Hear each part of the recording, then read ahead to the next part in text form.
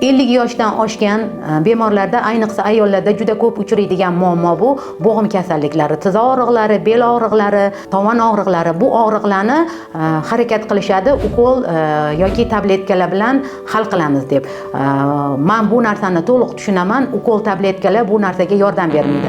Chunki suyaklarda nerv yo'q. Tog'aylarda esa hech qanaqa sasut yo'q. Uni olib borib o'sha yerga dorini olib borib beradigan. Ichilgan dori umuman boshqa joyga ketib qoladi. Bunaqa holatlarda nima qilish kerak? O'sha sustavga ulangan mushaklarni muolajalar orqali eng asosiysi davolovchi mashqlar yoki gimnastikalar bilan bu og'riqlarni bartaraf qilish mumkin.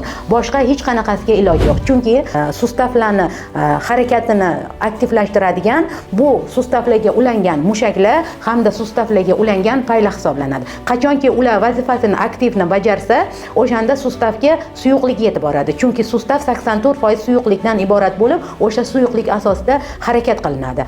Qachonki o'sha suyuqlik bo'lmasa, u harakat chegaralanadi, og'riqlar boshlanadi. O'shaning uchun buni birdan bir muammosi to'g'ri muolajalar qilish. Masalan, menga keladigan kasallarni men mягкий manualni terapiya qilaman, kinezoterapiya bilan ishlayman hamda osteopatik muolajada tarkibiy qism bilan ishlanadi. Eng asosiysi esa uyda har kun davolovchi mashqlarni обязательно qilish kerak.